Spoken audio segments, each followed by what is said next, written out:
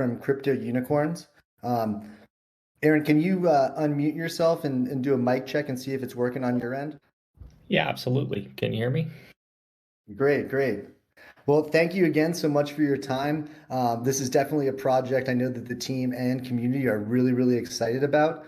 Can you tell us a little bit, like, can you give us an introduction on yourself and tell us a little bit more about the team? Definitely. Yeah, so my name is Aaron Beyerschmidt. I'm one of the co-founders here at Laguna Games, and we are the makers of Crypto Unicorns.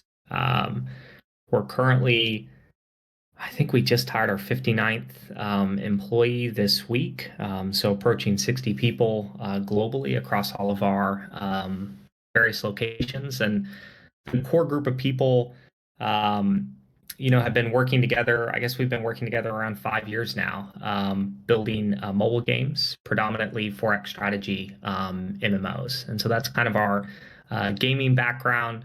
On the crypto blockchain side, like many people, fell down the rabbit hole in 2017, crashed out pretty hard in 2018. And 2018, 2019 were kind of the years I really started to um, drink the Kool-Aid. And fast forward to last year, was able to kind of finally put all the pieces together with the pivot that Laguna Games made from building, like I mentioned, mobile Forex strategy games to blockchain-based titles. So we couldn't be more excited to kind of be out here on the frontier, kind of back in the wild, wild west, like the early mobile days.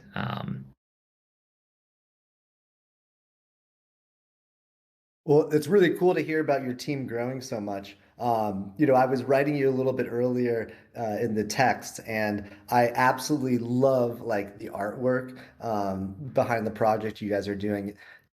For me, when I looked at like some of the trees and some of the stuff, like I almost saw like a Dr. Seuss in the Lorax.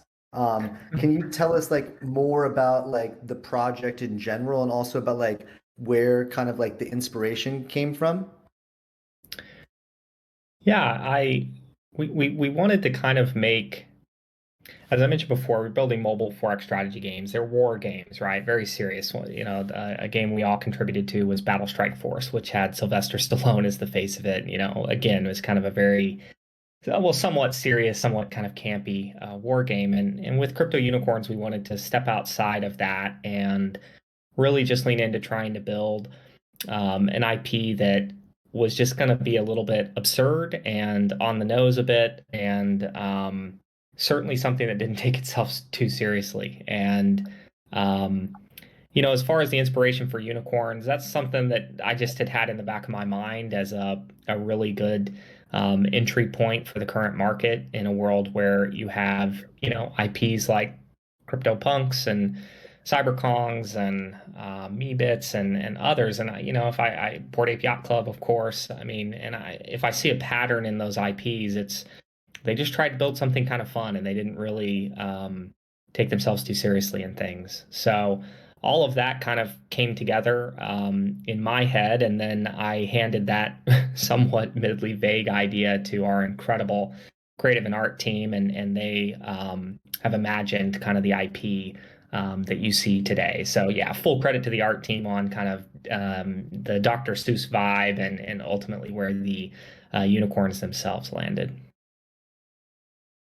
No, I mean really, you guys are doing something incredible. Has anyone ever mentioned the Dr. Seuss like thing to you before? I mean, when I see the project, it's like you guys are doing some innovative stuff, which we'll get to in a little bit, but it's fun.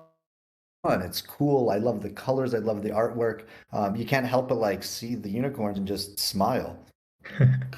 I really appreciate the kind words, man. It's definitely been a journey to get here, and yeah, I mean, we took the creative process very seriously in, trying to make an IP that I think would be, globally that would resonate with people globally, and I'm very happy to hear that we seem to be on the right path there. Oh man, so cool. So tell us more like, about like where the project now like is in the development.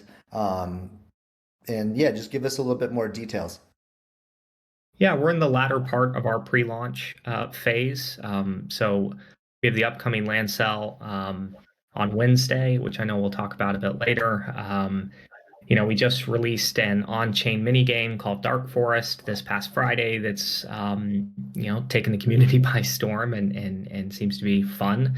Um, and we're prepping for launch in March of this year, probably towards the end of March, but in March. And that will effectively be our MVP product launch. So that will include the farming simulation, breeding, as well as the Rainbow Token Marketplace.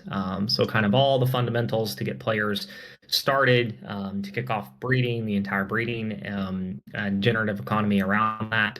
And that will prep us for the release of our first battle loop, which is jousting, which will then be followed by racing, and finally, towards the end of the year, a team RPG battle loop. Man, it's so exciting what you guys have coming up. So yeah, tomorrow is actually the third land sale that you guys have done, right? Can you tell us a little bit more about like how the first two sales went and also just some details on like how the land is used and yeah, how that works into the whole project. Definitely. To clarify, the third land sale is going to be Wednesday, so it'll be on the 2nd at 3 p.m. Pacific. Not tomorrow, unless I'm crazy. I'm pretty sure it's Monday. As far as how the land sales have been, the first one sold out very quickly. I think 28 minutes for all types of land with, mythic and rare going very quickly. We kind of kept the same whitelist in the second sell to give people another shot at mythics and rares. I feel like that did work in enabling people that wanted to purchase those items to be able to do so. Common, I think, took a little bit longer. It sold out kind of overnight while we were asleep. But again, a full sellout. Wednesday's land sale on the 2nd of February is going to be a public sell, and so I do expect a little bit of chaos on that front and a reasonably quick sellout as far as that is concerned. As far as the utility of land, land is kind of part of the core loop of the game in terms of the farming simulation, right? So you start with your land plot. You can, drag and drop a series of buildings. So we have a nursery, workshop, where you can craft items and materials. The nursery is obviously where you breed unicorns, hatch eggs, and evolve unicorns. You have a stable building, which really just gates the number of unicorns you can actively utilize per land plot. And then we have the gathering cart, which is kind of the basis for a questing system, which will kind of start out very MVP, very simple kind of time lock mechanism, get reward. Over time, we'll expand into a much more sophisticated questing system that I'm pretty excited about. So land is very important. Land is where I keep calling it's the engine of the overall economy, right? It's where materials, items, boosters, berries get produced.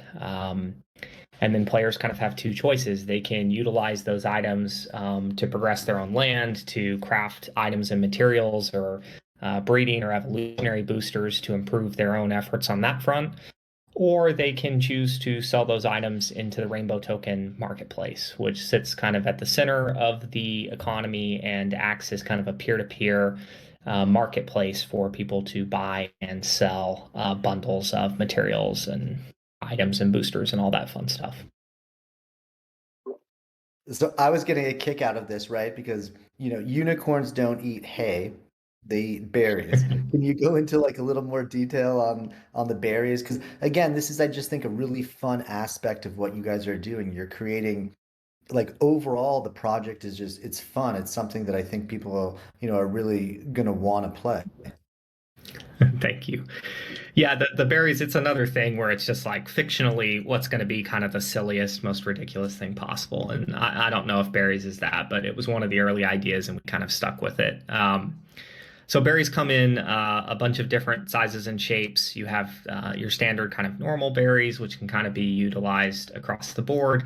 And then you have more sophisticated class berries. So there'll be 9 different types of class berries to to conform with the 9 classes of unicorns, the 6 that we currently have that have come out of the Genesis egg set, and the 3 hidden classes, which can only be discovered via breeding. So class berries have a number of different uses. Probably the most basic is to reheal or replenish, excuse me, unicorn energy. Unicorns start with a certain amount of energy, which gets deducted when they get assigned to do things. And you can feed them berries to replenish that energy if you wish, or you can wait and it replenishes over time. Other uses for berries are going to be things like crafting items, boosters, and materials. You can also utilize berries if you're breeding 2 different classes of unicorns and you really want one of those 2 classes, you can add berries during the breeding process to up the percentage chance of getting the class that you want out of that breeding operation. And so anyway, berries are kind of the fundamental soft currency consumable item in the overall economy. Another use for them I failed to mention is if you're sending a unicorn out on a gathering quest and you feed it berries, it stays out longer, it collects more, right? So you're going to see a lot of different berry sinks that are kind of associated with, optimizing the unicorns. That's so cool. Um, so like while we're talking about this, you mentioned a little bit about the breeding. Mhm. We want to learn more about the breeding. Also, like within our community, like we've been talking a lot about the crypto unicorns. It's one of the first partnerships PathDAO actually announced. And one of the Mhm. questions, like following up the breeding from like our community directly, was like, can you give some more details about Axie had a little bit of a problem with too much breeding, right, and not enough use cases for SLP. So can you give us a little bit more information on like the breeding and just kind of your general thoughts, like department? Yeah, I think, we've had the advantage of, kind of getting to look around at what other developers, Axie and others have kind of done in the space and some of the problems that, they've run into, as well as solutions that have been tried. And I think this is probably where we've taken a lot of best practices from free-to-play game design, and in particular free-to-play economy design. And a big thing there is just ensuring you have enough what we call depth and breadth. So depth would be like progression, metasystems depth, things like that, right? 10, 20 levels of a building, right? With plenty of reasons to continue upgrading, because when you do upgrade a level, you get an advantage that you didn't have, et cetera, et cetera. And then breadth is basically the number of features that will both enable sources and sinks within an economy. And so when trying to design crypto unicorns, and one of the reasons we arrived at farm simulation as our core loop for the game is there's a lot of ways to insert depth to the progression of that, as well as, like I said, vertical and horizontal.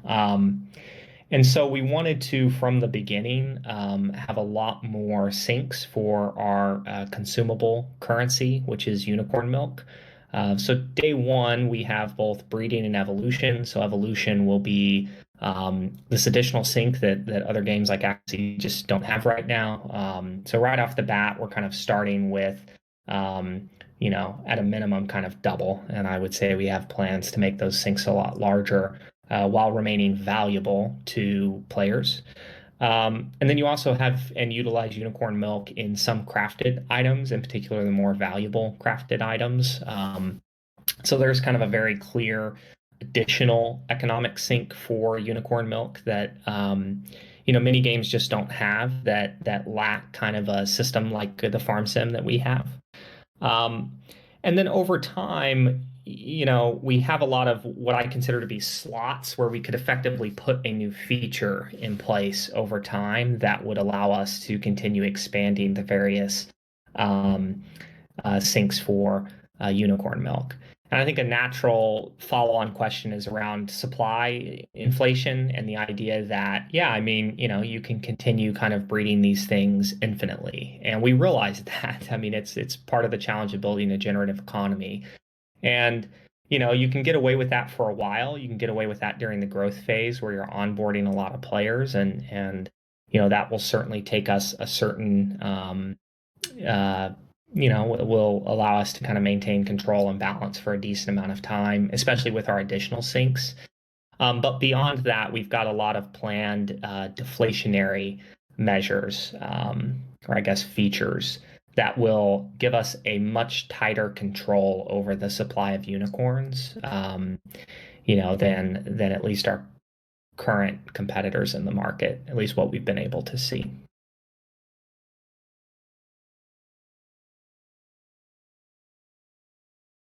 I think it's really fun. One thing, can you hear me okay? Yeah.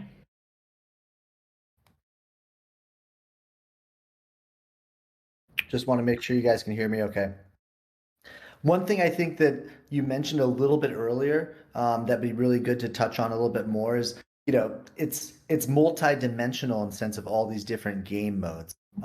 You mentioned Mhm. jousting, you mentioned racing. Tell us a little bit more, like RPG, like it's exciting in the sense that, you definitely have a really, really, creative project here, but it's multi-dimensional even in like the game mode you're trying to introduce like through the one project. Yeah, the idea pretty early on was to kind of build an arcade in the metaverse, right? That you bring unicorns into, and we would have various games inside of the arcade, right? And the idea there is people like to go and hang out in arcades, but they don't necessarily play all the same game inside of the arcade. And so the bet that we're kind of making is the farm simulation is kind of this really great starter core loop. You get a lot of great things with that game design. Just generally, you have a place to come and check out your unicorns and just chill with them every day and kind of, hang out. As we release like the neighborhoods feature, that becomes a lot more social. So you can bring your land plots into a shared, effectively map with any other players you would want to band up with. I think this feature for player DAOs such as yours and others that we've partnered with is going to be really exciting because you can kind of create these shared neighborhoods with your own community and groups of scholars, et cetera. And so, um, I think the other really important thing that the various battle loops get us is this. Each time we add one, there's more utility for the NFTs, right? And the way we're going to be balancing each of these game loops is through I guess just making the point that, a unicorn that's good at jousting isn't necessarily going to be good at racing, right? It will not necessarily be good at team RPG unless you have like a really good balanced squad to kind of go along with it, right? And so there should be kind of this like constant need on the breeding front for optimizing for higher and higher value stats over time. Those unicorns are going to go up to the battle loops, right, and get utilized there. And then one of the things that I think is an advantage for us in the space, at least currently, is the idea that farms and the farm sim does not care about the stats of a unicorn, at least right now. And that means that there's always utility and hopefully value in the what we call the floor horns, right? So even the lowest statted NFTs in this world, in this economy, have a place, kind of have a home and have some use, right? And so my hope is that over time, again, the farm is kind of the engine of the economy. It's producing all the materials and items that players collectively need to progress and grow and build. And then again, it's also the epicenter of the breeding and generative economy. And um, the high stat unicorns go up to the battle loops, right? And the low stat unicorns stay on the farm and work. Well, no, and I just appreciate so much. I mean, I keep going back to the graphic stuff you guys are doing, but like when even I'm looking at like the land and like how you guys are built out, like you're talking about the berries and the unicorn milk. I mean, everything about the project is like fun, right? And there's a lot of these games coming out that are focused on like the earning, right? Mhm. But something that I'm really learning from like our like team at PathDAO is like the focus on fun and like the execution on fun is critical like to the success of these projects, right? And and I think you guys are you're really touching it on every part, and I congratulate you for that. Obviously, very very well thought out plan, and yeah, the more I'm learning about it, it's just the more fun it is. Another thing that we kind of had, another question, we were excited about this AMA, so we were talking in the community groups. I was checking in with a lot of the community about, do you guys have some questions for them? Like, what are we thinking here? Energy mechanics. You talked a little bit about that earlier, but that was definitely like one of the questions like within our group, right? Like we have some really, really experienced, gamers in our group. We're over 3,500 now, and that number Mhm. very, very rapidly. So, in your white paper, you talk a little bit about the unicorn energy. Can you talk like a little bit more in depth about this? Yeah, unicorn energy in its first incarnation is going to just be kind of a simple mechanism around unicorns will have a certain amount of energy. That energy gets utilized when they're assigned to work, right? So if I assign a unicorn to help me plant seeds and harvest the berries, which increases the productive output, because unicorns are magical. And so, they would lose 1 unit of energy doing that, right? And I believe they start with 3 unicorn energy. And so if you utilized one in a jousting turn, that would utilize energy. If you sent one gathering, it utilize unicorn energy. So it's a very simple energy mechanic that, gives us a kind of solid foundation to expand, I think, on that over time. And potentially do some really cool stuff. But right now, it's more of a mechanism around, hey, you can't just use a single unicorn infinitely, without kind of suffering some consequences there. And again, on the berries front, you can utilize berries to kind of feed your unicorn and kind of keep them going if you're really wanting to kind of do so. So we've kind of thought through, hopefully, various ways to kind of balance that economy, and unicorn energy is a pretty good starting gate mechanism. Yeah, we're not allowed to use the word hay here. The unicorns like only like berries, so we're gonna focus on Well, that. exactly. Um, Horses eat hay, right? So yeah, no, unicorns are not horses, and they you get to guys are be doing offended. something special here. I got Definitely. kind of a hard question, Aaron, but like this also comes from our community, right? Like, so obviously, like the market has seen a lot of volatility, right, of late. Yeah. Will this hinder at all the development or launch of like what you guys are?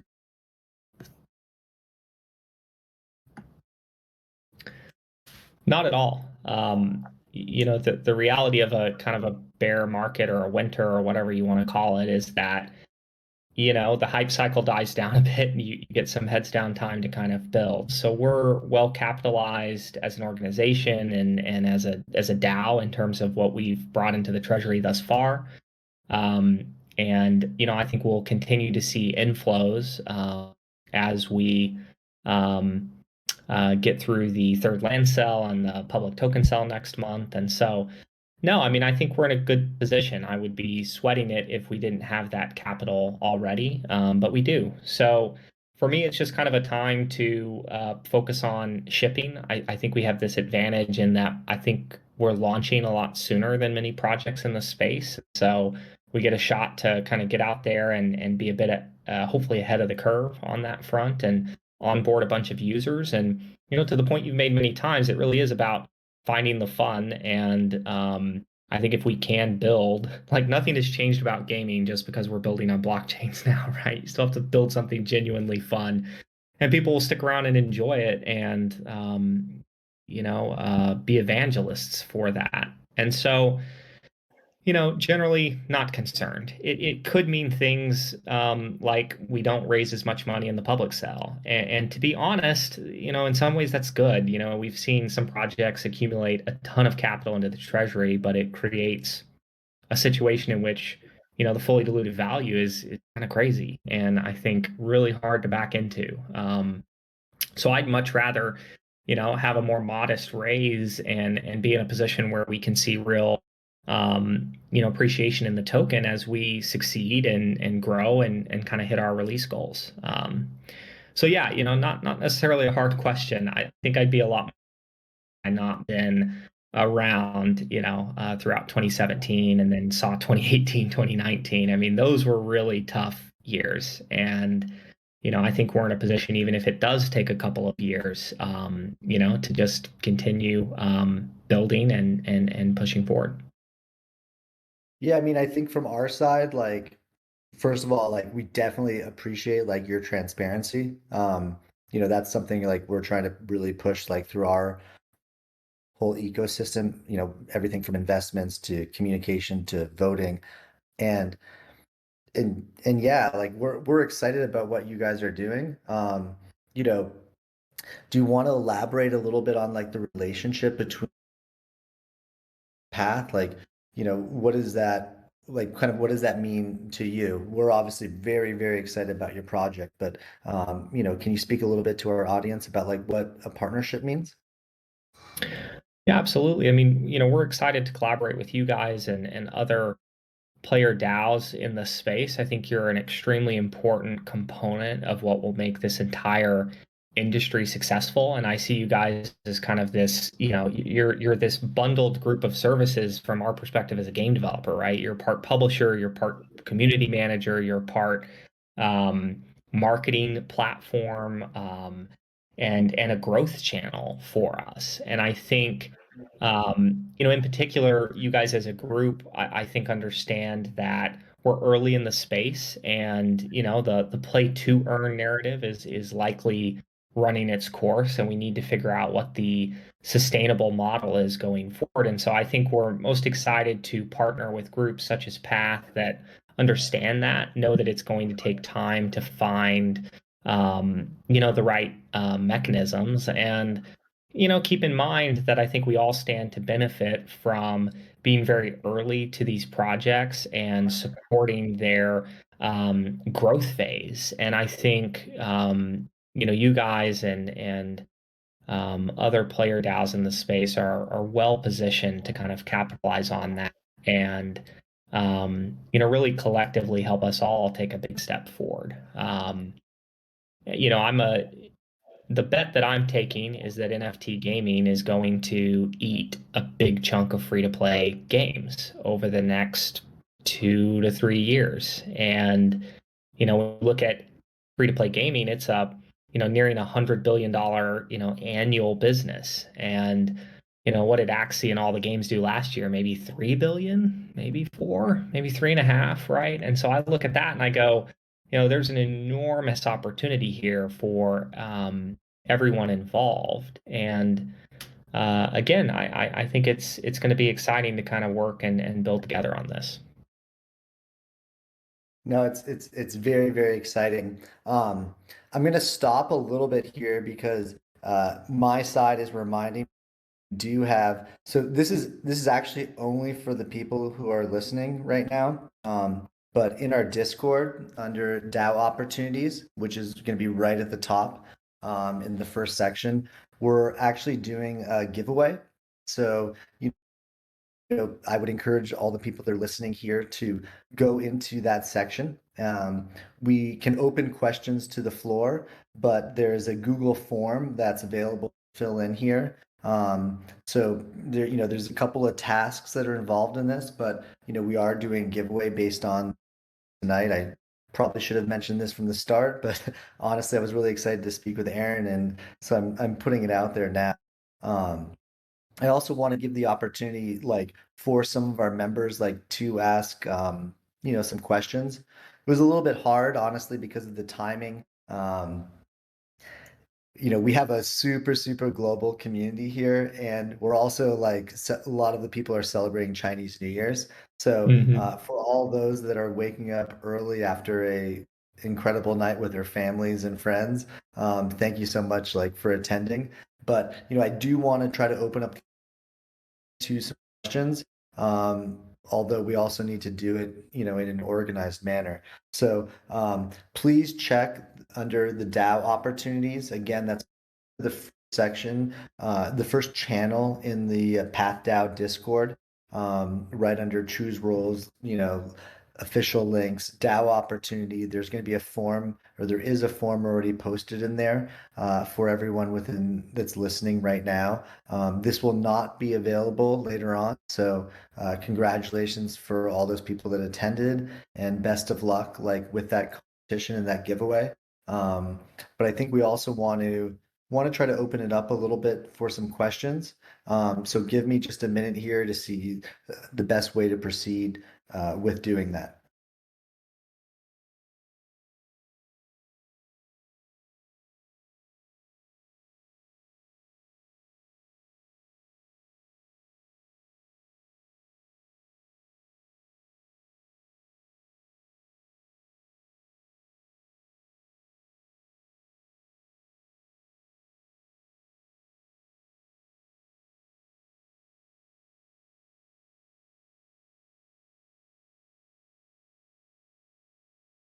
I'm going to see the best way to proceed here. I'm not sure if we're going to have you guys or if we're going to be able to give permission to come in on the audio channel here. Let's see, and then we will proceed. I'm really grateful that Aaron came in tonight and gave us some of the. As you can obviously tell, I'm really excited about. It's been kind of one of the original projects as a DAO that we got involved with, and it's great to have Aaron here. I appreciate his time. I'm gonna go now. There have been some questions asked kind of like in the general chat, so I think that's gonna be the easiest way, Aaron, for us to proceed in terms of like Sure. asking some of these questions. Yeah, sounds good. So one of the first questions is there a secondary market for land in crypto unicorns? Yeah, so on OpenSea, you can find us Crypto Unicorns market for the corns, and then Crypto Unicorns land market for land. And then with the release of Dark Forest and the summoning of Shadow Corn eggs, we also have the Crypto Unicorn Shadow Corns market. So we're kind of spread out in three spots, but easy to search in OpenSea. Okay, another popular subject. People are asking about the unhatched. Um, some of the unhatched unicorns are trading at like, you know, two times what the adults are, right? So is this because there's some unhatched legendaries? Like, as a DAO, we have not hatched our. Can you talk a little bit more about this? Yeah, I do think people are placing some value on the, gotcha moment, the opening of the eggs themselves. And I think one of the reasons for the premium is, yeah, there is potential to still pull a single or double mythic. I think it's highly unlikely we'll see another triple mythic in the Genesis set. Obviously RNG, so who knows? But that it was pretty insane that we found two, or the community found two triple mythics in the first Genesis set. So yes, there is the chance, the shot at getting a single or double mythic, and those are typically trading at a bit of a premium over the um, floor corns. The floor corns have come up because every unicorn, receives unicorn milk in the dark forest equally, and so I think that's potentially a little bit of a temporary um, uh, reduction in the delta between mythics and non-mythics. But yeah, I mean, I'll make this comment, like we kind of intentionally across the board created systems where we're trying to actively discourage passive holding of these assets, right? It really doesn't make sense to sit on an egg too much longer because, you're missing out on the opportunity to hatch and begin breeding and, working on the farm and progressing, right? It'll be the same with choose to sit on a piece of land, even if it's a mythic. I mean, over time, the people who take their mythics or even rares and progress them, upgrade the buildings and things, which will update the NFT and kind of go along with it, right? Will have more value, right? Because someone trading that on the secondary is going to immediately start out with more farm plots, a larger stable, that kind of thing, right? And so you'll see this often, where we want people to come in and play the game or lend the assets to people who are going to play, right? We're going to very much actively discourage kind of passive holding in almost all of our system design. Yeah, I think that makes a lot of sense. You guys are doing something really clear and encouraging, like we're talking about fun, fun, fun. If people aren't engaging and aren't, you know, engaging in the fun, then it's a little bit different. Specifically like with the land sales, right? Not tomorrow, in 2 days, right? You guys have your third land sale. Is Correct. this like the last of the land sales for the year ahead? It is the last of the land cells in the pre-launch phase. Um, After the launch of the game, some of this is still a little bit TBD, but we're effectively building like a land deeds system. And the idea there is that through crafting and potentially other systems, you can generate a land deed, which would allow you to go to the land market and purchase a new plot of land. And we plan to put that against a bonding curve. So that land kind of naturally rises price over time as people purchase against it. And of course, getting a deed to a mythic plot of land will be much harder. And the idea here is, hopefully another avenue for specialization. We think that's really, really important to building economies that sustain over time is, again, making them wide and deep enough that really one player individually can't necessarily do everything, produce all the materials and items that they, might need. I think certain very enterprising, very active players can probably make a lot of progress towards that. But again, we want people who, say, I want to really specialize in the heart class or the cloud class or a class group, right? And kind of build from there. Cool. I mean, it makes total sense. It's very clear tonight that like every part of this has been really thought out. And from a community aspect, like we really appreciate that. We have some of not only our gamers, but kind of like community, like game members, like joining us tonight, right? And obviously the question repeatedly is, when's the beta testing? When's the beta testing? Also, can you describe a little bit like what makes your project like unique? I think we've gone over some of that tonight, but if you just want to, I want to give you an opportunity to really speak on that. Is that, what makes crypto unicorns unique?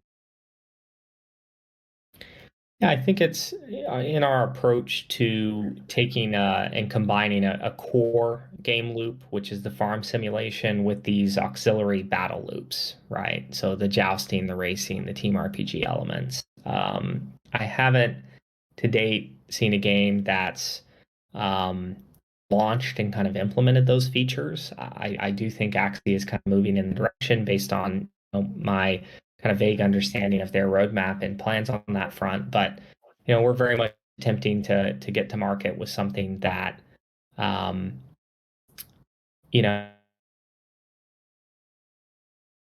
faceted and again, I think unique in the space. I keep referring to it as an arcade in the metaverse. Um, and within that arcade are a bunch of different things to do. And I think that's going to be rather unique. I think most game developers are focusing on um, singular loops, right? We just want to be a space MMO, or we just want to be a team RPG, or we just want to be a dungeon crawl. And I think that games can also be successful, going those routes. But again, we made the choice to be very multifaceted and set kind of a foundation that would let us continue to expand. I mean, we plan to let the community actively vote and decide on game loops get added over, right? And it's my hope that together we can kind of shape and grow this IP in ways that likely we haven't even imagined yet. No, I think it's great. And Aaron, like I appreciate so much. I'm gonna ask one last question. Sure. Is there sort of is there a renting system that's established like within crypto unicorns? Obviously, as a DAO, like we are involved and plan to be even more involved. But that was one of the questions from our community, and I just want to be transparent when I question. Yeah, so we're currently planning a delegation system. I look at Decentral Games Ice Poker as a really interesting, effectively their delegation contract, right? The idea that an asset owner can delegate to a player their assets.